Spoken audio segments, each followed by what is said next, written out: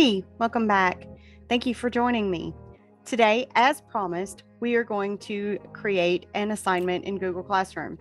We're going to create a scoring rubric for that assignment, and then we're going to score the assignment. So let's get started.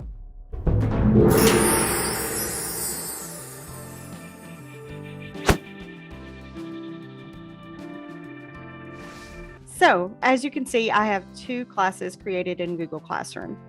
If you have not yet created your classes, check out my previous video in which we create a class, customize our class, and invite students to our class.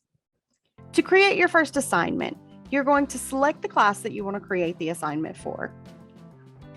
And then we're going to select the classwork tab along the top of the page. Click on the Create button, click Assignment, and give your assignment a title. The instructions obviously are optional, but I highly recommend them. And now we have an assignment. In a later video, I'm going to show you more about the features along the bottom of the assignment. But for now, that's all we need to get started with our assignment. Along the side of the page, you'll see that you have the option to select which class. Let's say I don't want to create this assignment for this class, or I want to create it for more than one class. I can select multiple classes to assign this particular task to. I can change the point value. Make it 200 points, 300 points, however many I want. I can give it a due date. The school year is almost over, so my grades are due on Thursday. So gotta make that assignment pretty quick. And then from here, I can create a topic, or I can select a topic that's already been created. So you can see Unit 8 was the research paper. So I'm going to say my topic, Unit 9, Emma by Jane Austen. So the topic is optional, but I highly recommend it because that's an easy way to organize your assignments in Google Classroom. Now that we've created your first assignment, let's put a rubric to it. So if I already have a rubric that I've created, I can click Reuse Rubric. However, for today's purposes, we're going to create a rubric. I personally like ascending order, but you can keep it with the default ascending. And I am just going to create the first criterion, which for me is the thesis statement. And modeling after the AP Lit and AP Lang rubrics, I'm just going to make it 2 levels, a 0 and a 1. I'm going to click out of it, and then it does my ascending. So I'm going to say level, the level title for this one is no points. And then for this one, I'm going to say it is proficient. To add my next row, I click Add Criterion. And for this level, I am going to select that I want for this criterion, I want 4 levels. So I'm going to make this one 0 points, 1, 2, 3. I can add as many levels or as few as I want. One thing that I absolutely love about Google Classroom's rubric creator is that it doesn't have to be uniform. In the learning management system that I've been using, if I need 4 levels, then all of my rows have to have 4 levels. But here, as you can see, I've got thesis statement has 2 levels. This one has 4 levels or 5 levels. So I'm going to say 0 is blank or incorrect. And this one is emerging, developing, whatever your criteria are, proficient, and advanced. I'm going to step aside, populate these very quickly, and then I will be right back. So I am back.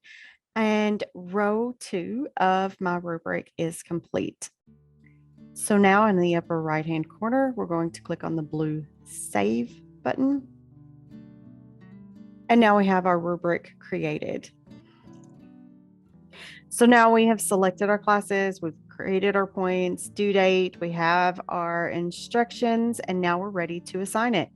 We can either click the Assign button and assign it immediately, or we can schedule it to go out at the start of my class tomorrow at 12:55.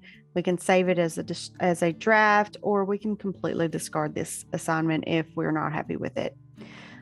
For today, I'm just going to click Assign. And now we have our new topic with our new assignment and a rubric, and it's ready to score. Hey, so now I'm in as a student, and this is what my student will see. They can see from from their homepage that they have an assignment that is due at 4 p.m. on Tuesday. So my student can click here, and they get a little tutorial as well. They can add or create. They can mark it as done. They can see the assignment. They can see, they can expand and see the thesis statement criteria as well as the evidence criteria. And if I had a larger rubric, they would be able to see all of the rows of the rubric, and they can collapse these and just look at each section one at a time. I am going to, as a student, create a new Google Doc to answer one of these assignments. When a student creates a Google Doc, then you automatically have access to it. They don't have to give you access if they create it in Google Classroom.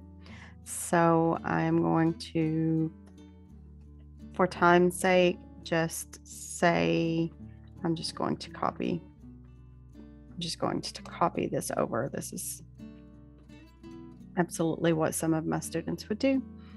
And now the student is ready to submit it. So let me log back in as a teacher, and I will be right back. I am back on my teacher account, and I can click on my Emma assignment, and I can see that it was turned in by one student. So I can click here to go ahead and grade this assignment. Because I took the time to create a rubric, grading in Google Classroom is really easy for this assignment. Let me show you. To see my original rubric, I can click here, or within my grading, I can click the down arrow and read from here each of my criteria. When I have decided that this student didn't earn a thesis statement or didn't have a thesis statement, then I can click on that. Or if I decided that the essay does include a thesis statement, I can click on this one. And the points change here based on what I select. It also changes here.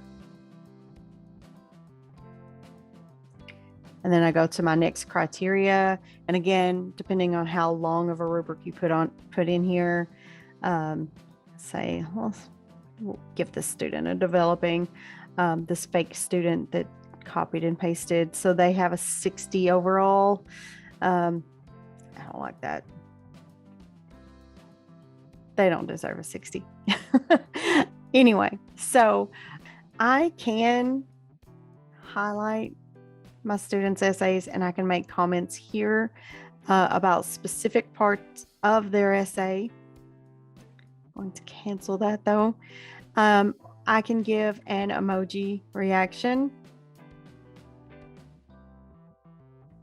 to something that they have said, and I can scroll underneath or collapse this and give private comments to the student about their essay overall to help them improve their work for next time. Once I've written my comments, then I can post the comment. They can see just through glancing down just as I can where they scored on the rubric, what they need to do to improve.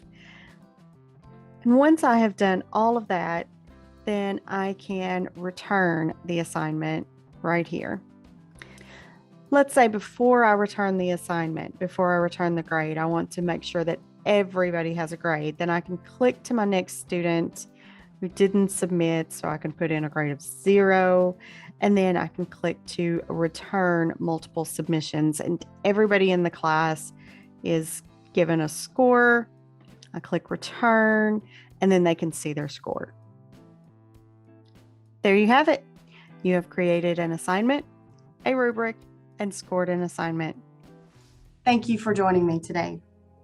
In an upcoming video, I am going to show you how to create an assignment in which you will attach a Google Doc and then auto generate a copy of that Google Doc for each and every one of your students. You will remain in complete control and have access to see students' progress at any time without having to wait for them to submit their assignment. It's an exciting feature that you won't want to miss. See you soon.